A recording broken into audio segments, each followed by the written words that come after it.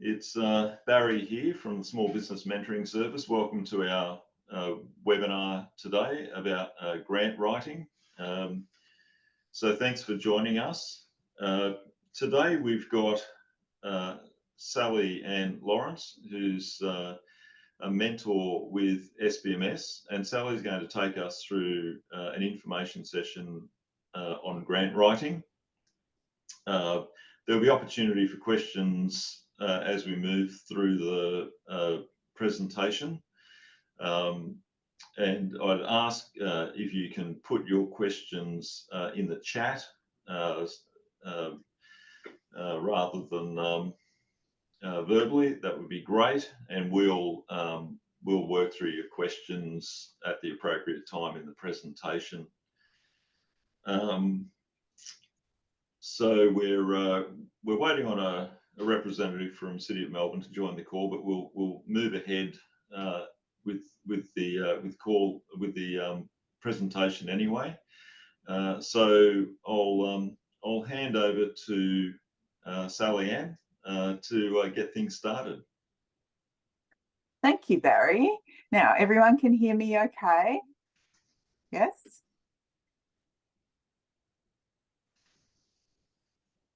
Yes, Barry, can you hear me? Just checking. Yes. Yep. Oh, Yep, good. all good. Thank you. Because I can't see my mute, so I wasn't sure. Hello, everybody, and welcome. So we're going to go through a grant writing session. It's going to be focused on the current small business grants that are being offered by the City of Melbourne. But a lot of this stuff is really general to grant writing. So hopefully you'll be able to take away some skills for future grants as well as this particular grant round. So let's get started. Now we really do understand that it can be a really daunting activity to write grants, and especially for small business owners. I'm a small business owner. I know you're juggling so many things, wearing so many hats. But it really, really is a very good skill to develop. It will be really helpful. It's actually quite broad too, because the same principles apply for, say, helping your children apply for jobs and really targeting and answering the questions correctly. So, getting started today, we're going to look at the grant guidelines because they really are your Bible in following through what you need to do. Look at the eligibility criteria because it is pointless putting together a fabulous submission and you're not actually eligible for the grant. So it's very important to look at the eligibility criteria first up and check that, and then answering the questions that are going to be asked in the actual grant form and providing the correct documentation. So don't forget that these grants this round of grants closes on Monday the 25th at midday. So it did say 12 p.m, so midday, not midnight. Often they do close at 11:59 p.m, but I definitely saw 12 p.m. Right, so just a little bit about me and why you should listen to me. I am a business mentor and advisor at SBMS. And I am a business owner myself, so I understand many of the issues that you have. I'm a writer as well, so I write tenders, grants. I also have worked on development teams and have been an assessor of grants. So that's sort of on the other side. So that's why I'm able to give some information on what it is that the assessors are looking for. And I have business qualifications as well. And I've also been trained by Gerard Byrne, who wrote the book Grants in Australia. So it's quite an authoritative book in the area. It's not really probably bedtime reading for you, but it is quite a good book. So let's start with, what do funders really want? So they want projects that match their objectives, and they'll have those clearly stated. We'll have a look at those as we move through. They want a demonstrated benefit. They want to have confidence that what they're funding is actually going to go ahead and be completed. They do like some recognition and acknowledgement. They won't tell you that. That won't be in the guidelines anywhere, but they do like that. And they do genuinely want you to succeed in your grant application. I've never seen guidelines or grant details, facts, or anything like that that don't try to give you as much information as they possibly can. Of course, the more information you have, the better your application will be. And ultimately, that's less work for them as well, because if you're actually answering the questions correctly, then they're not going to have to try to read between the lines or check anything further. So this is literally a grab from the City of Melbourne website. You've probably looked at it because you're here today, but it very clearly states what it is that they are wanting to fund. They're looking for new businesses to get started and existing businesses to expand and grow. They're also looking to add to the vitality of the precinct. So they're looking for ways to bring in people to get the shop fronts filled up again. So be thinking about that as you're working through your application. What is it that they really want? So as I said a bit earlier, the guidelines are your Bible. They give you a general overview of what the funding body are trying to achieve, and they provide the program objectives. Again, be keeping those in mind. It really is crucial to understand what it is that the City of Melbourne are wanting to fund. If you don't and you go off on a frolic of your own, unfortunately, your grant will not get up, it won't succeed.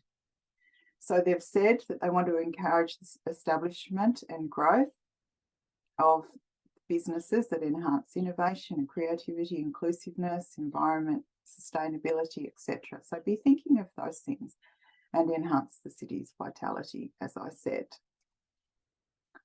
So page 2 has some critical information because you have to decide which stream, and then if it's shopfront occupancy stream, there are 2 options. So there's actually 3 options there, and you need to decide which fits best for your grant application. It also tells you what will be funded, what will not be funded, and what additional support is available in the grant application process. So be reading through that very carefully, decide where it is that you fit into the funding. So there's more crucial information on pages 3 and 4. So this is where we're getting into the actual assessment criteria.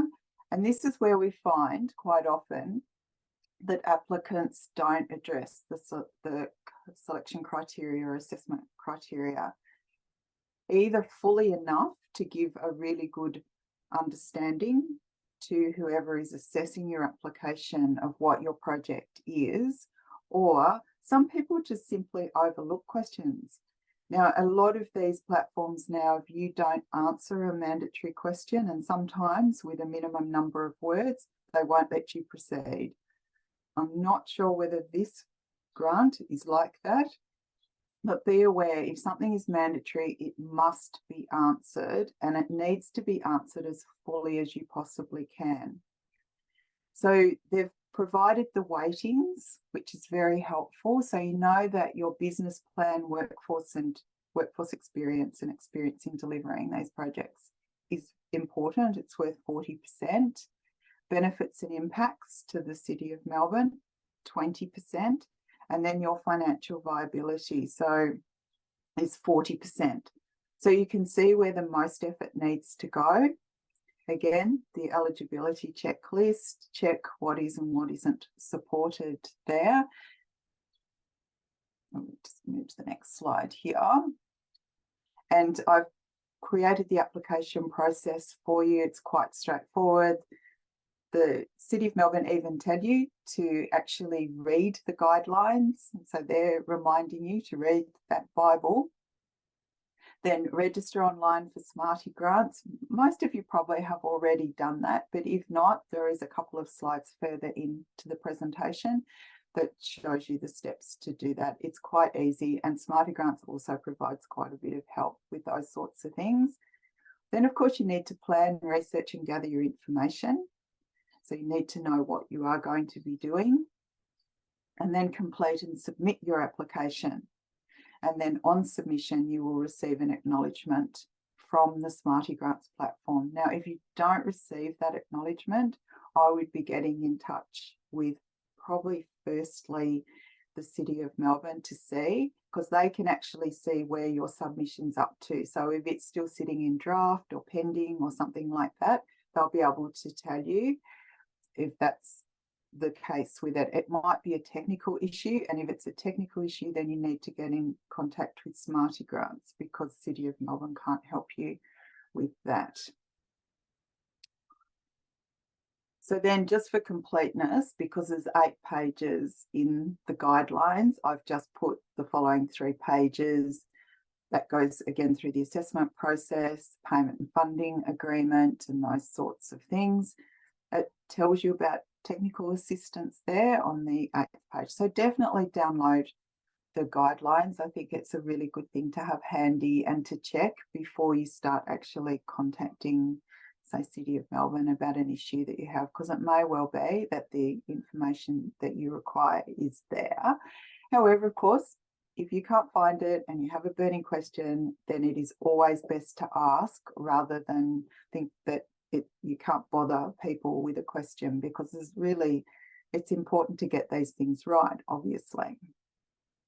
So, are there any questions about the guidelines, Barry? Because I can't see the chat at all. Yeah, Sally, just where can applicants find the guidelines on the City of Melbourne site? So if they go to the grants area, this is how I found them. So I went to the grants area and then went to the specific small business grant, and then they were available there to download. The other place that they're also available is on the Smarty Grants platform. Okay. So if people have any issue with that, perhaps they could contact the business concierge at the City of Melbourne, but they're quite easy to find on the website. Is that the only question about guidelines? Yeah, at the moment. Okay, good-o. So let's go to eligibility then, because as I said, it's really important to make sure you're eligible before you put a huge amount of work into planning a project only to find that really you don't meet this criteria. So, I said, start by checking that the information provided in the guidelines, that you meet that criteria. Go through it very carefully, very thoroughly. I've got a little box down there that says available at City of Melbourne website and Smarty Grants platform. So there you go, Barry, you preempted. So a really good thing to do is to check for any definitions of terms. Quite often grants will offer what they are saying a term means. Now, we're probably all aware that there are many different definitions for small business in Australia. The ATO has one, and the ABS has another, and everything in between. So City of Melbourne very helpfully have defined what they mean by small business for this particular program. So that means it may change in the future, but for this program, it is defined as an organisation which employs less than 20 full-time or full-time equivalent employees. So it's not the 10 million that it usually is if you're looking at other definitions. It is simply that 20 full-time or full-time equivalent employees. The other definition that I found in the guidelines was shopfront. So it says, for the purpose of this grant program, the shopfront's defined as street-facing ground-level commercial properties. So I was hoping that there'd be someone from the City of Melbourne. Is there anybody from the City of Melbourne yet? Mike hasn't been able to make it, unfortunately, Okay. Sally. Yep. Okay, because I was wanting to maybe get a further definition and clarification on that. It's fairly clear, though, that it must be street facing. So hopefully that's helpful, but look for any of those sorts of clues along the way. Eligibility, again, here it is. So go through all of the list there and make sure that you actually are eligible, and also what the catchment area for the grant is.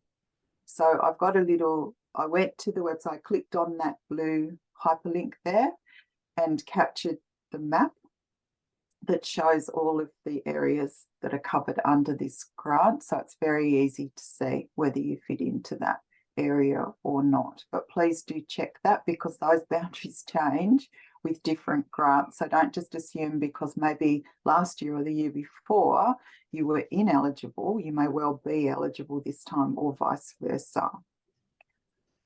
Right, so unfortunately there are some businesses that are not eligible for a variety of reasons. One usual one is that an applicant can't be an employee of the funding body. So in this case, City of Melbourne, and it is their immediate family, contractors, and employees are ineligible. So read through that, make sure that you don't fall into any of those categories. I think you'd probably be aware if you did already, but it is good to check that and make sure. These do change from time to time. So again, don't assume because last time you weren't ineligible that this time maybe they've added something in there. It's always good to know. So are there any questions about eligibility criteria, Barry? Yeah, look, we've had one come through. I think it's a City of Melbourne query, just in relation to I have two businesses. I'd like to start in the CBD. Am I able to get funding for both? So if we don't have an answer for that, I'll capture these questions for the participants and follow up with City of Melbourne, and we'll respond that way, I think, if there's no one from the council here. Okay, that would be good. In previous rounds, it has been one grant per applicant, but that probably does need clarification, I think. Okay. I didn't see anything in the guidelines regarding that particular question. So, right. So now we're leaving the guidelines and we're going to start working on the application. So assuming that we're all eligible and we have an idea of which part of the funding we fit into, one of the three choices that we have. And this really is the critical place where lots of applicants just miss the mark of what needs to be put into their application. So I do want to have a frank and fearless conversation with you about this, because we want you to succeed. City of Melbourne want you to succeed. They want to give you this money to help these projects get up and running. So it's an elephant in the room. I love that slide. I just had to put that in. So why do so many grant applications fail? And as I've said, in my experience, the funding bodies want you to succeed, and they really do try to give you as much information as they possibly can to help you put in a successful submission. So where does it all go terribly wrong? And why does it end up being a headache for small business owners? I happen to be very close to a grants assessor and administrator. She might be my daughter and she might work for state government, but she says the thing that disappoints her the most is when the applicants don't read the question properly and they tell her something that they want to talk about, but it's not what she needs to see to answer that question. So the funding bodies have spent time thinking about what questions they need to ask.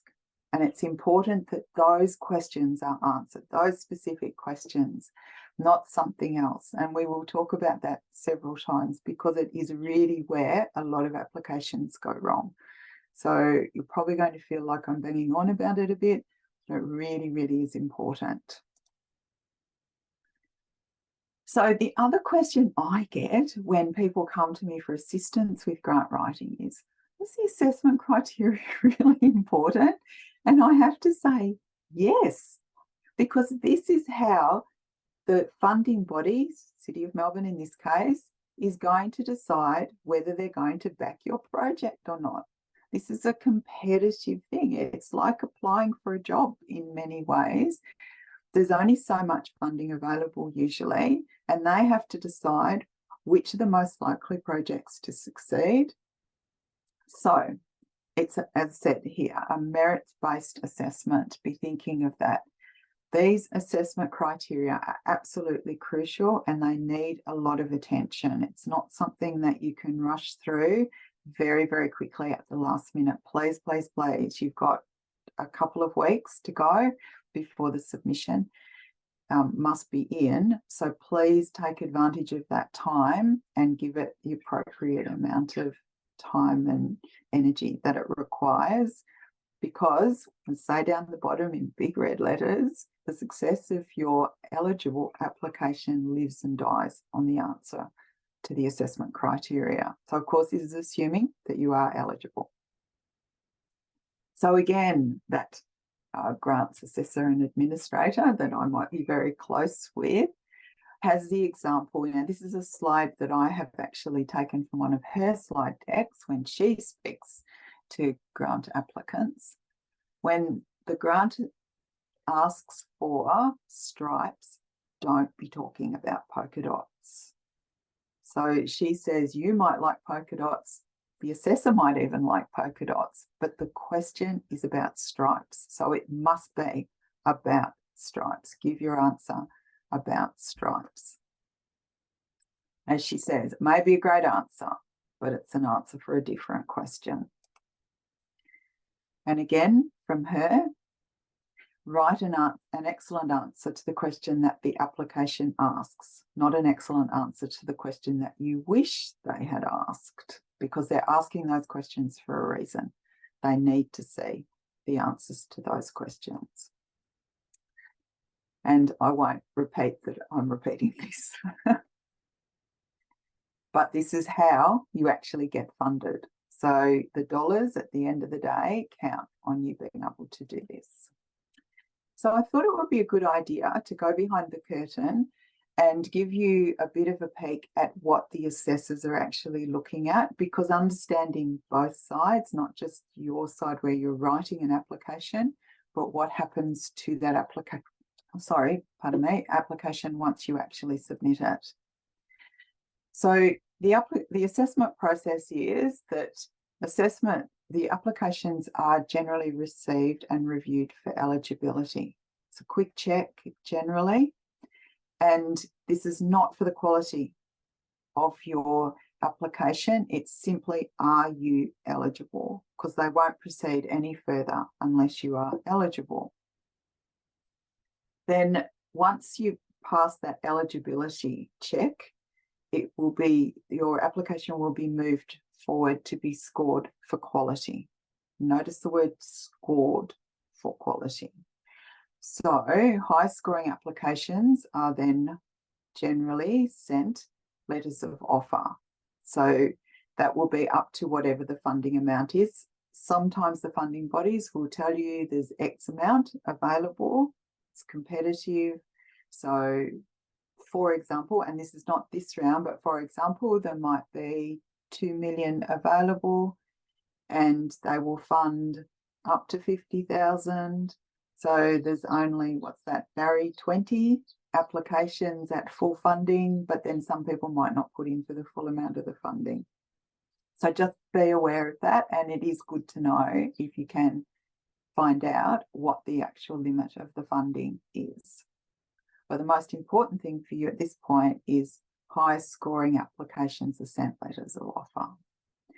So this is a scoring guidance. Again, I've poached this from my daughter, and I don't know that this is what it actually looks like for the City of Melbourne, but it's just to give you an idea.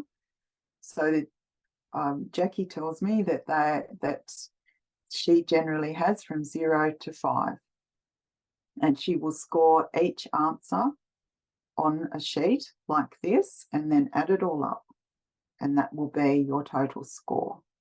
So you'll see that there's excellent, good, satisfactory, poor, unsatisfactory, and non-compliant. So just be aware that that's what they're doing. They're going through scoring. Generally, if a grant doesn't get across the line for some reason in the scoring process, they'll generally go for a second check to somebody else. Can't say that that always happens, but it is a general thing that we've heard. So here we have the assessment criteria from the program guidelines, and for some reason this is going to flash up. I tried to get rid of all of my animations and transitions, but you can see that the 3 sections we're talking about: 40% for the business plan, your workforce and experience. So it's important to put quite a bit of focus into that. Then looking at the benefits and impact to the city, 20%. I'm not saying that 20% is still a significant amount, but it's not getting the same weight as the business plan and the financial viability. Now, the good thing about having to do the business plan and the financial viability is that it'll give you a really good overview of your business in general. So there's often benefits far beyond just applying for a grant in actually having to go through these processes. Can you identify your business's unique point of difference? Can you actually write about it and tell the story about it? Do you have a clear marketing strategy? These are all things that are actually going to help you in the future. So it really is not a wasted energy to do these processes and put in these applications. It'll be beneficial way beyond the grant itself. So I've put some recommended reading in here. The links are in, once you go into the Smarty Grants platform, you can download, and I suggest that you do. We talk about that a bit further into the presentation, but you can download the assessment criteria questions. And also there are some links to things like the council plan, which I suggest that you have a look at. It's well laid out. You probably just skim it, but it's good to know what the vision is and where your project might fit into that vision. And if you can link it to this council plan, and I literally mean use the words, how it links to the council plan, then that's going to be beneficial too. From the City of Melbourne website, they've got their economic future. Again, I would be looking at this and seeing how you can tie into some of these plans and concepts that they have. It'll be beneficial at the end of the day for your grant program, for your grant application rather. I did notice that they had the SDGs, the Sustainable Development Goals. Again, I think you have to write a little bit about how your project links to the Sustainable Development Goals. You have to choose one of them and then write a little bit about it. So it'd be worth, if you don't already know about the SDGs, to having a little look at them and thinking where this particular project might fit in to this. So it's something that you're being asked to do. So it's always a really good idea to download a copy of your application and read through the requirements of the grant. I did mention that earlier. So I did that yesterday, went in, and I have an application number, and apologies to City of Melbourne because it'll sit there spinning its wheels. So you can see at the top there's my name, there's my application number, my name, and it says that it's a draft. Now, I haven't filled in any details at all, and I was still able to download it. I wanted to check that you could do that. So you can, and I really, really, really suggest that you do this, because that will tell you all the questions that you need to answer. You notice that it's 12 pages long. It would be longer if you'd started to actually answer some of the questions, but at this stage, it's 12 pages. So you can see here, I've highlighted, I hope you can see clearly, there's a little PDF symbol, and that's where you download it. So it goes through, this is what's required for you to answer. You can see there's quite a lot of information that needs to be gathered. I went through and just literally took all the questions that they were asking you. So we won't spend ages and ages on this, because we've already discussed the weightings and that sort of thing. I just wanted you to see today how much information is required and how much effort and energy that will need to be addressed properly.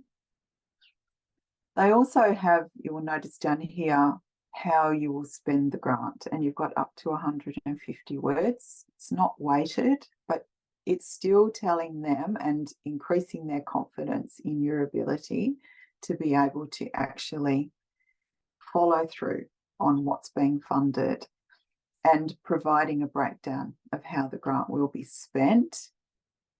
Now, there's often a question there about whether you have to break things down, like in how specific, I suppose, you have to be. And it's a really good idea to be as specific as you can be, rather than bundling things together. That's a very important, so that they can actually see what it is you're going to be spending the grant funding on. And then they've also provided the ability to upload 4 pages of additional information. And I strongly advise that you take advantage of this. So letters of support are great if you can get somebody to provide you with a letter of support, or any marketing material you have, because I don't think there's anywhere else in the grant that you can actually upload marketing material.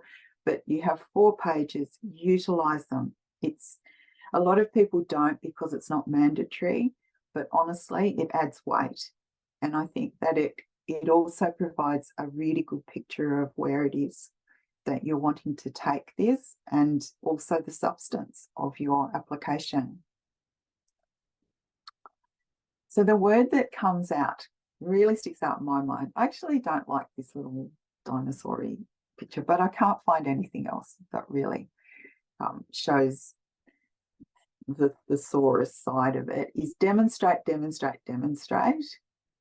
So that's proving, showing, exhibiting, giving evidence, establishing. It's really important that you do that. So please do keep it in mind, and ensure that you're talking about the project all the time. Be always answering about the project. Again, I'm not really mad keen on this slide, but I have found it really difficult to find anything else that actually tells a story graphically about what is relevance.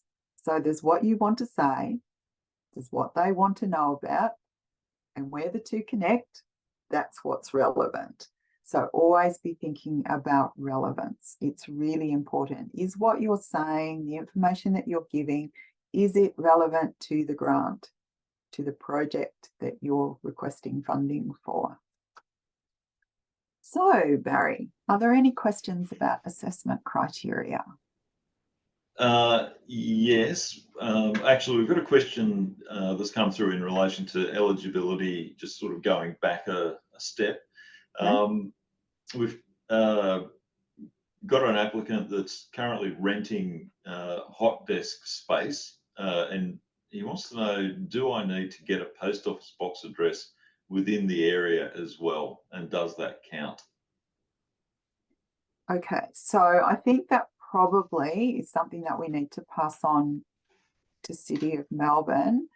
I don't want to give the wrong information, but I'm thinking that if they're planning to open a shop, because this is about shop fronts, that once they've found the shop front, they will have a shop front address.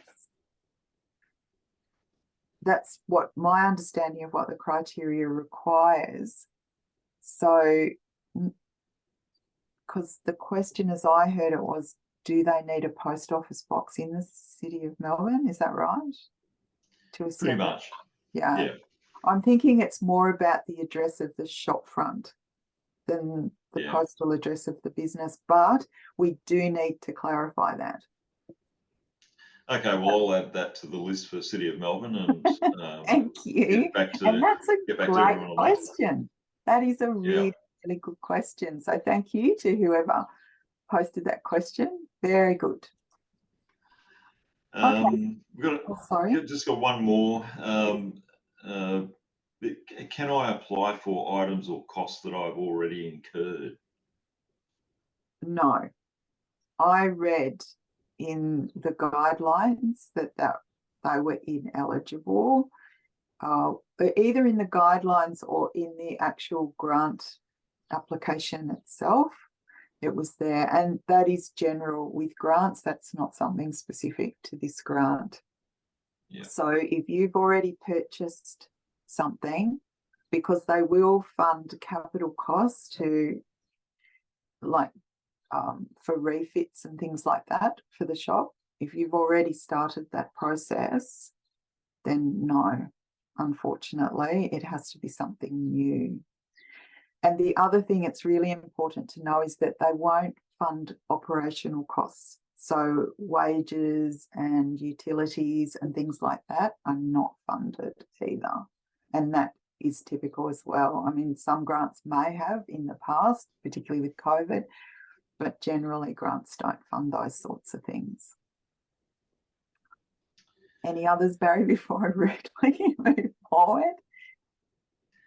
Look, where can applicants go if they need help with their financial information?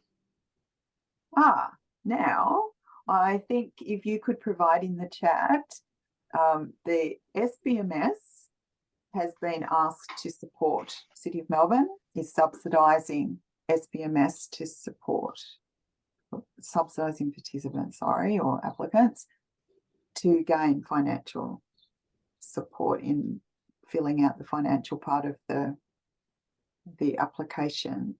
So if I could ask you to put that in the chat, that'd be terrific, because I checked it and there's actually a specific page for it, isn't there, on the SBMS site? Yes. So it's a bit clunky, the link, but that's where you go through to actually access that support. And we do talk about that a bit further on. So thank you for that, Barry. Okay, I'll pop that in the chat. Thank you. Okay. It's hard when I can't see the chat because I don't know what's there. So we've talked about the support material already.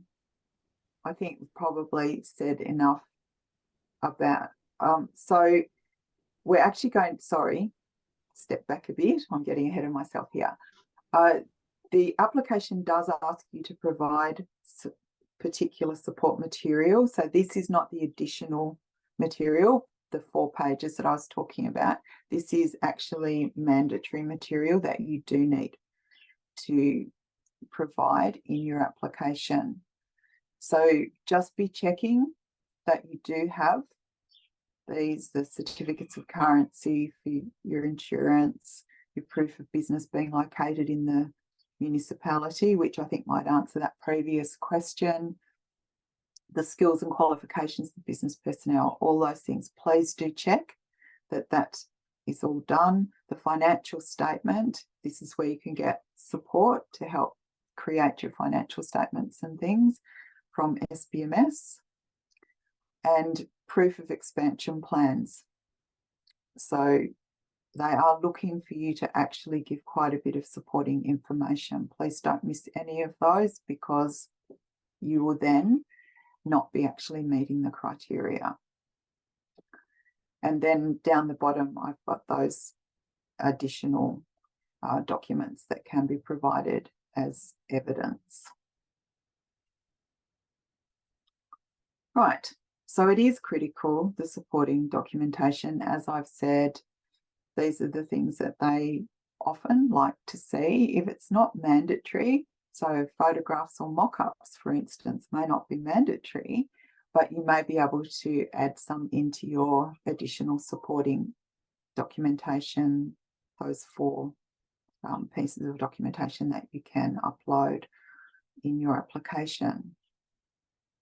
And you really are selling your project short if you don't fulfill this part of the application process. It's very important.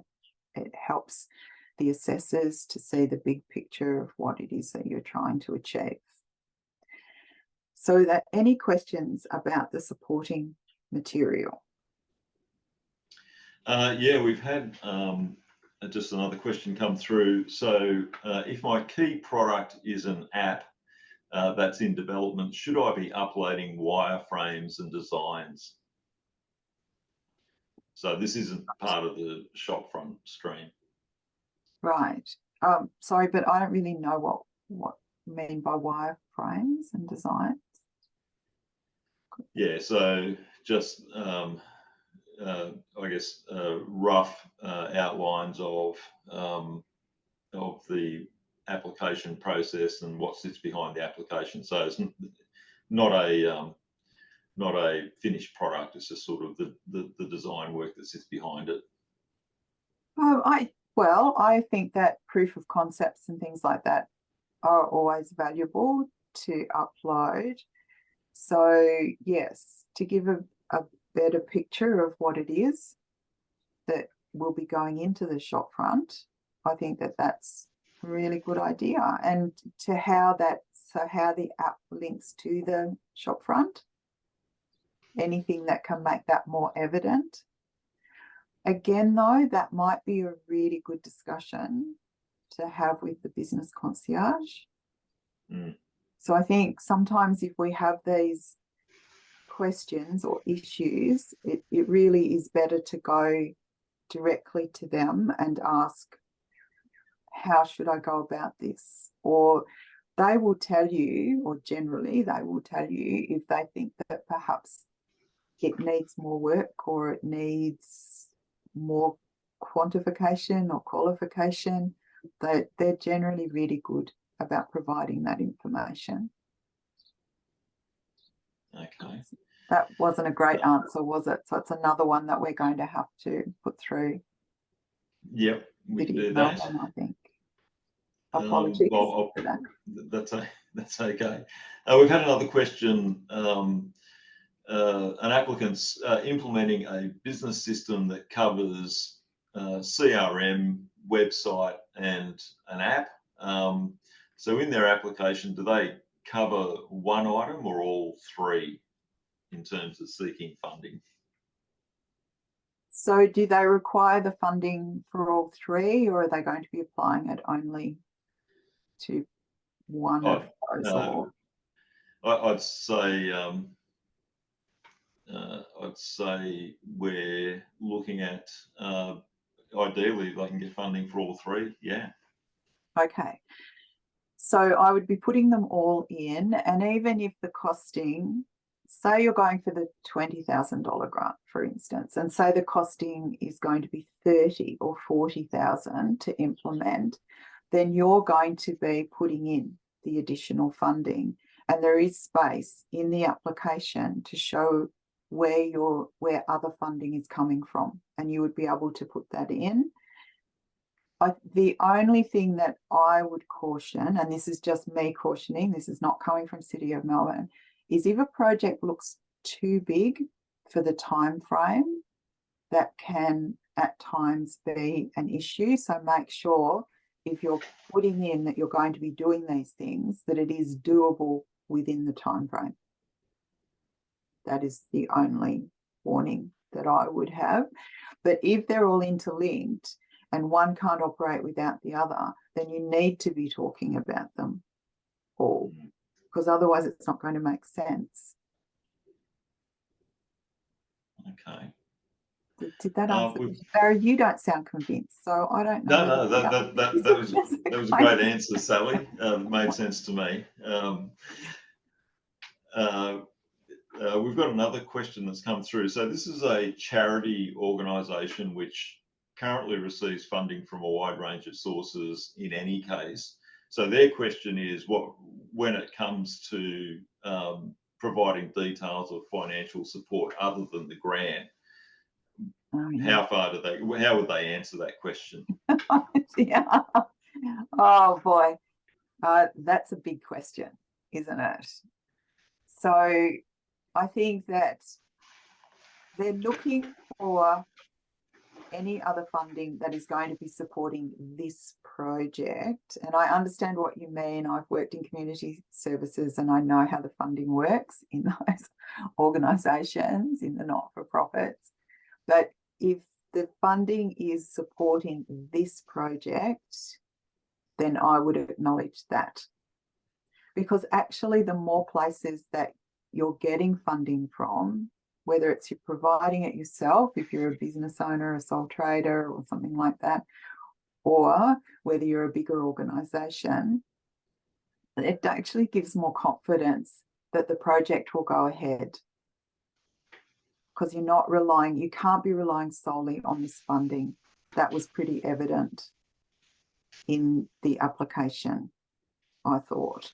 So I would just be looking at, if you're receiving, say, federal funding or state funding, and maybe some of that is going to be applied to this particular shop front, then I would be acknowledging it.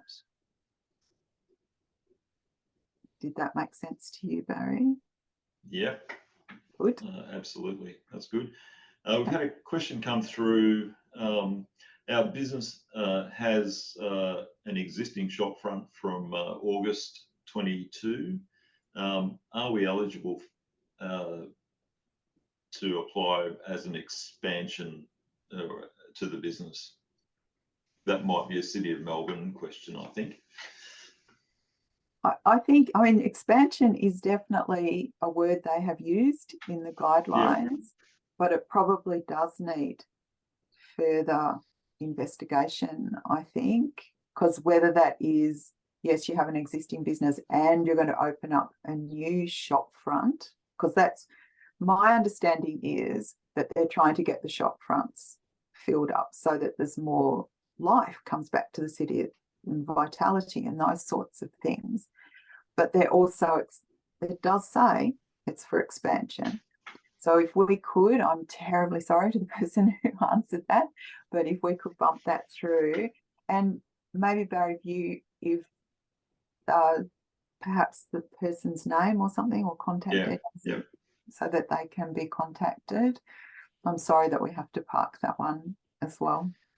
Yeah, and I think really specific questions like that are probably best maybe to go through to the concierge, just to get some perspective on that, rather than certainly the general questions that are coming through about City of Melbourne requirements. We can respond to via City of Melbourne, but some of those specific questions to a particular application might be best to go through the concierge. Sally, yes. What do you think? I do, because I don't want to be giving you the wrong information. I don't want you to be thinking that you're ineligible when you are eligible, or vice versa. So I think a quick phone call through to them or an email even would be a very good idea. And as soon as possible, because I've said there's only 2 weeks to go until it closes. So need to be getting on to this as soon as possible. Okay, are we ready to move on? Yeah, we've got a few questions. So what we might push on, and we'll circle back on some of these questions because they may be covered off when we get into the rest of the presentation. Okay, great. And great, everybody, that you're asking questions. It's terrific. It really is good when participants do actually ask these questions. Okay. So now we've got to the point where we're going to submit the application through the Smarty Grants platform. So I wanted to introduce you really quickly to this. I'm going to whiz through it because I think most of you are probably fairly familiar with Smarty Grants, but you do need to register if you don't already, or you haven't already rather. And if you have, then of course you log in and you'll know what to do. Right. And you can access that through the City of Melbourne website. This is where you can download the preview form for the application. So that's important as well. So you've got those two vital documents that I have been talking to you about, the guidelines and the actual application form itself. Please do download it. You can see with this that I wasn't actually logged in when I went through to here. So you don't have to have even set up an account on the Smarty Grants platform, which is very, very simple and easy to do. You don't even have to have done that to be able to access the application form. So please take advantage of that. I really do think that City of Melbourne have done a fantastic job, by the way, with this application process and the guidelines. They're really clear. Somebody has done a lot of work to try to make this as easy as possible for you. So there are some really good instructions. We've talked about that before in the form, the actual application form. So we're going to assume that you have filled out your form, you've done your planning, you've gathered all your information and all your documentation and your extra supporting evidence, and you're ready to submit. We've actually here got how to submit. So you're ready to submit your application and you go through to the Smarty Grants. You will have actually put it into the platform itself. You don't upload your application, you're actually typing it in. The downloading of the application is really only to give you an idea of what the questions are that you're going to be answering and the documentation that you need to gather and provide. So again, we have the application process here, and once you've actually uploaded it, then you will receive an acknowledgement from the Smarty Grants platform. So if you don't receive that acknowledgement, I would be first of all contacting City of Melbourne to see. They will be able to see whether perhaps the submission didn't go through and maybe you need to go back in and resubmit, or it might be a technical issue and then you would need to go to Smarty Grants themselves because City of Melbourne don't have access to those technical issues. So this is really what I just said, and I think I provided you, Barry, with this information to be able to put it in the chat, did I? So that the support for applicants and the Smarty Grants support. I'm hoping that it's there for you. Yep, I'll pop that in the chat. Thank you for doing that. It's helpful for our participants. So I won't talk about this again because we have already talked about it and Barry has said there's a few questions still. So I want to get through to the end and then be answering any of the questions that have come through about previously discussed things. So this is the Smarty Grants platform itself. This is not City of Melbourne. It is the actual platform, and they have a really good plain English help guide for you. And I would suggest that that also would be worth downloading if you run into any glitches before perhaps contacting anybody, because the answer may well be there and it's well worth knowing that you can go in and maybe fix it yourself before actually having to maybe wait in a queue. I mean, I don't know if you're like me, but I don't like being put on hold and having to wait my turn to have my issue addressed. So I would definitely suggest that it be worthwhile having a look at that. So, Barry, were there any questions about the submission or the application process? We haven't had any questions come through. We've got a few questions that came through just in relation to a couple of issues that we were talking about before. If you're happy, we can run through those now. Okay, if you feel that this is an appropriate time, that's fine. Yep.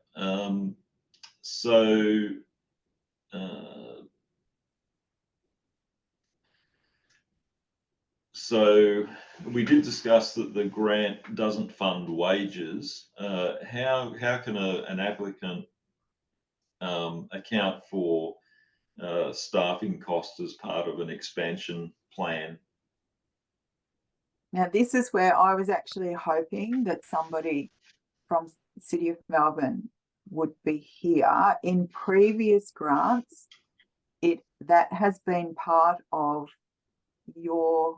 what you're putting towards the project. So you could add those sorts of things in there. So you can't fund the wages, you can't have that funded by City of Melbourne. But if you're, and we all would be, we'd all be spending time on the project, then you can actually account for that value in wages. But again, that needs clarification because it's not clear. I went looking for it to check and it wasn't clear where it asks for where other funding comes from. So I know previously it has been that that's something applicants often overlook, say their own time, or if they have staff, that they overlook the actual wages and time there. But I think we're probably going to need to put a sheet up answering all these fabulous questions. Yeah, no, it's great. We're getting some good questions through. Oh yeah. So we'll add that one to the list. We've got another one just in relation to commercial leases. Do all applicants need to demonstrate a commercial lease for a minimum length of 12 months after the 1st of July 23, or does this only apply for shopfront applications? So I'm a little confused by that question. So the grant is for shop fronts, which would be commercial leases. Yes.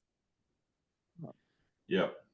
I might be able to answer that one if you like. Oh, I did attend the choir. you. I'm just an applicant, but there are shopfront. There's the shopfront stream for 30K, but then there are the 20K stream that includes offices and that sort of thing. One of the questions that came up in that session was the timing of when a lease needs to be entered into.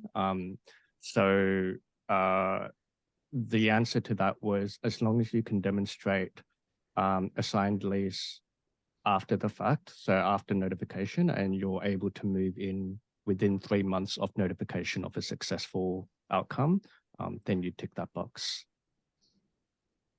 So you don't have to have an existing signed lease. Is the answer? Yeah. That's fabulous, Jeffrey. Thank you for answering that for us. And hopefully that's really helpful for the participant that asked the question as well. Well done. Oops. Didn't mean to move on. Okay, we've got a couple of other questions.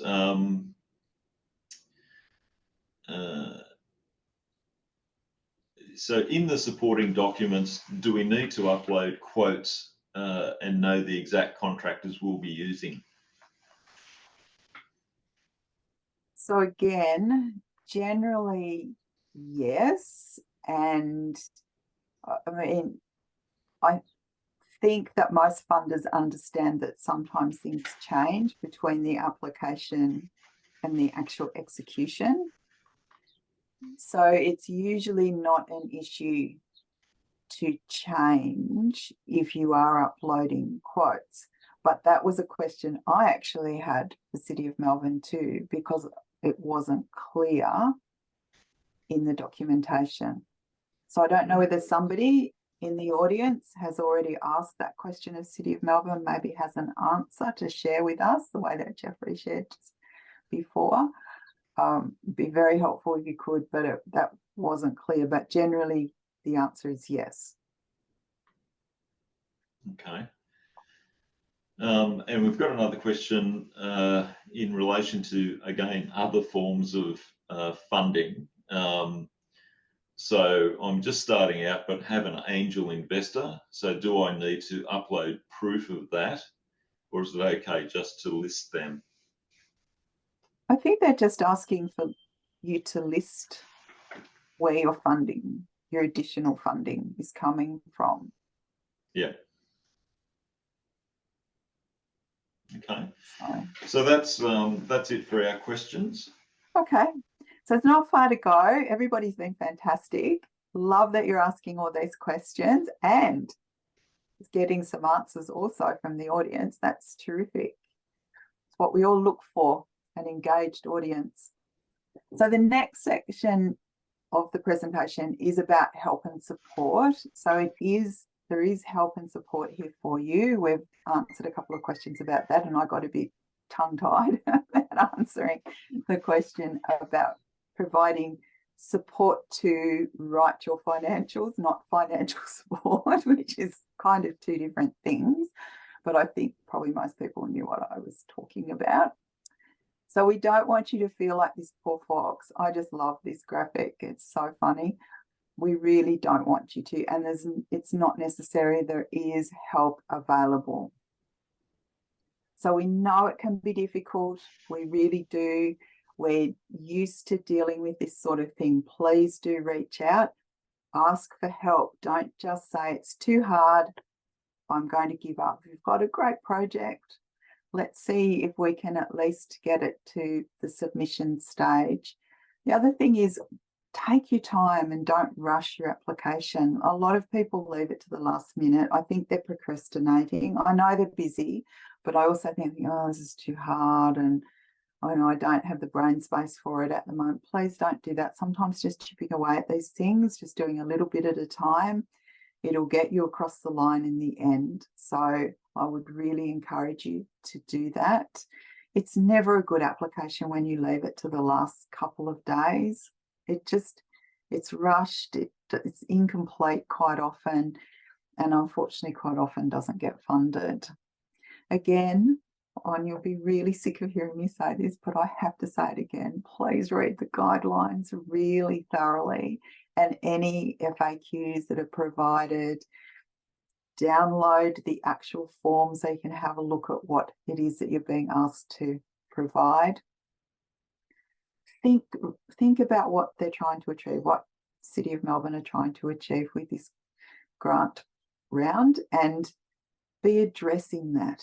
Be bringing your application back to that as often as you can, linking it all the time so that they're clearly seeing the benefit of the project. That's really important.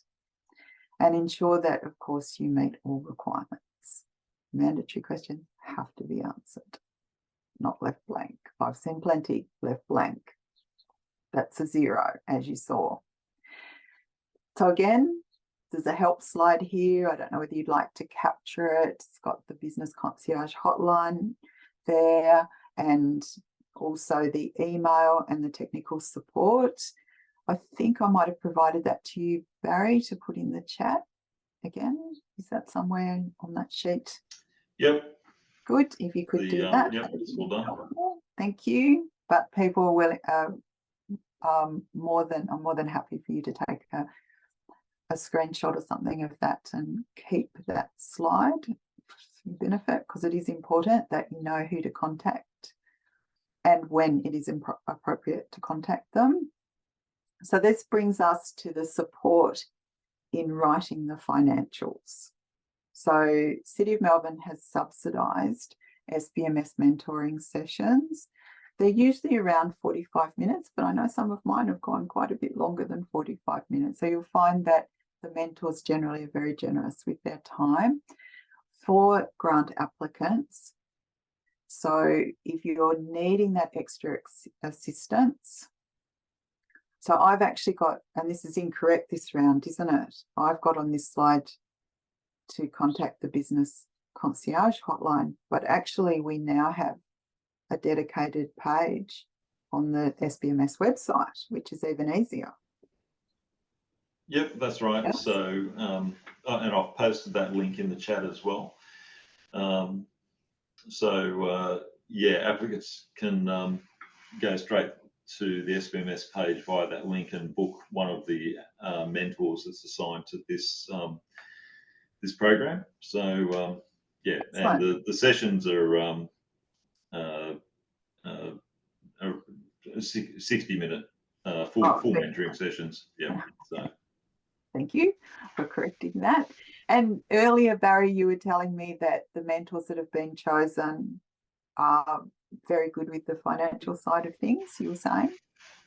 that's right. So they'll be able to help applicants with that those financial templates and just getting their numbers together. And advising on the best way to move forward with that. So they're a great source of information. Fabulous. Thank you. And you might have said this a bit earlier, but did you say you were reposting the link to the SBMS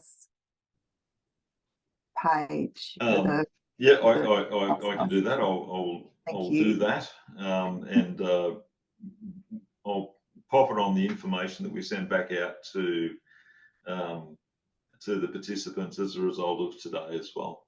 Okay, that'd be fantastic. Thank you. I just know they do get lost in the chat, so we could pop it in again. That'd be fantastic. Thank you. All right, so I do want to talk to you about making the most of your session with SBMS Mentor, and that is be organised. Don't leave things till the last minute. I've had that where the session time comes and the person isn't organised, so I have to wait for them to gather the documents and those sorts of things. It is a little bit frustrating, so I'm going to ask you on behalf of the mentors, please be organised, do some pre-planning, know what it is, because they're going to want to understand a little bit about your project as well. Of course, you'll be chatting about that while you're looking at filling those financial templates. And then they can review and help you refine things within your actual application. So if you could please be a bit organised, it will benefit you. It really will benefit you. You'll get the most out of your session. So I have written this book, and I asked Barry earlier if it was okay to provide it to people, and I actually didn't get an answer from you, Barry. Is it okay to provide this? Yeah, absolutely. Oh, good. I didn't want to have to take it back again. That would be terrible. So it's very general. It's not about this grant specifically. So some of the questions you've asked have been very specific to this grant. So you're probably quite a sophisticated audience who have written for grants before, particularly coming through COVID. People really did become quite familiar with the whole grant writing process. But that will be made available to you along with the grant writing checklist. I really hope that that's helpful for you. So back at the very beginning, I said how I was trained by Jared Byrne, and he had a 10-point plan for getting to yes. And I just thought it was worth having this here just to reiterate, planning ahead, reading the guidelines, find the contact person if you have a question that you can't find in the guidelines or in the application form. Be realistic about your project, what it is that you can deliver, what the costings are going to be. Do your homework, so that's do your research and your planning. Collaborate if you can. That's always a good thing. And look at how you can actually measure your outcomes, because that is a way that you can quantify the benefits if possible. Tailor your application to the criteria. Remember, we were talking about meeting that assessment criteria. And always have your work proofread. So just to make sure that the grammar's correct, there aren't spelling errors in it, because that sort of looks a bit sloppy. And that can mean that sometimes assessors might look at that and feel that there isn't confidence there, that that person will actually be able to deliver that project. So it's well worth having it proofread by somebody else. Somebody else might also suggest another way of saying things that maybe tells the story a little bit more from it, or gets the story across to an outsider, somebody who's not aware, because we know our own stories. We know what we're going to do. We're sometimes not very good at actually explaining that to other people. So I think it really is worthwhile, if you can, to have it proofread.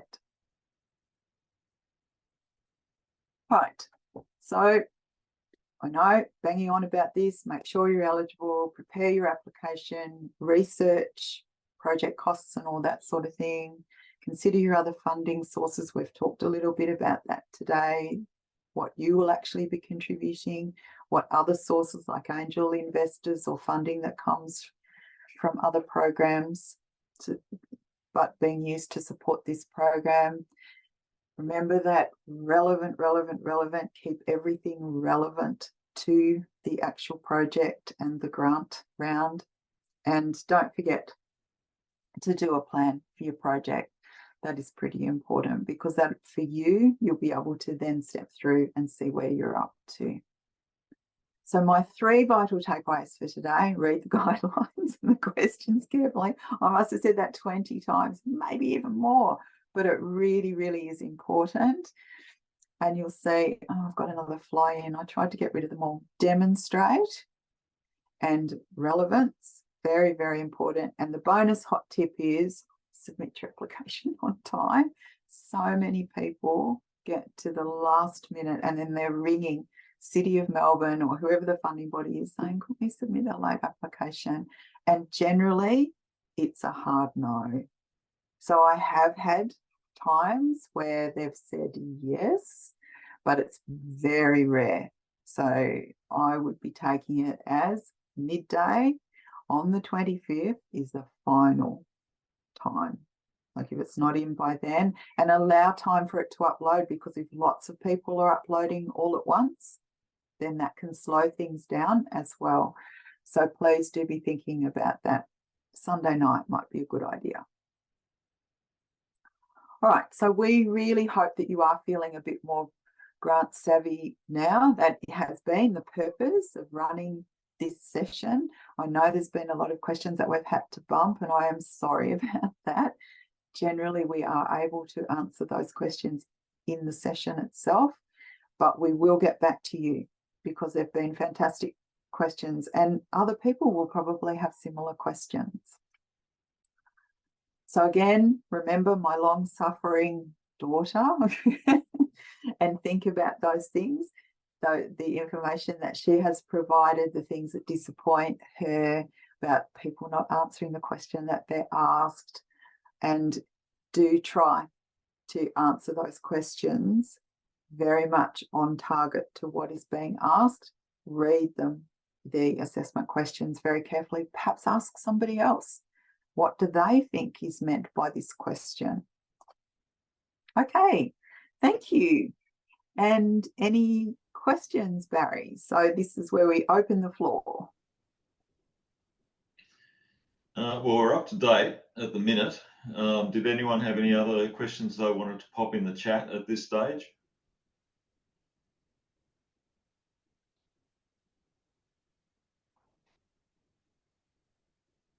No, it looks like we're good. So thanks very much, Sally. That was great. Thanks for to all the participants for the great questions. We hope that you found today's presentation of value, and good luck with your applications.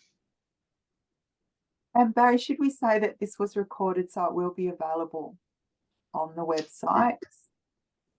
Yes, but we should, and it has been recorded, and it will be available to have a look at later. Fantastic. So if you do want to go back and just check any part of it, it will be there for you, which is helpful. Or you probably know other people with businesses in the catchment area and perhaps they weren't able to attend today. So if they wanted to have a look at it, that'd be fantastic. It'd be good to pass that on. So thank you all. I think you've been really terrific. I hope it has been helpful, and we're looking forward to seeing some of these projects get up.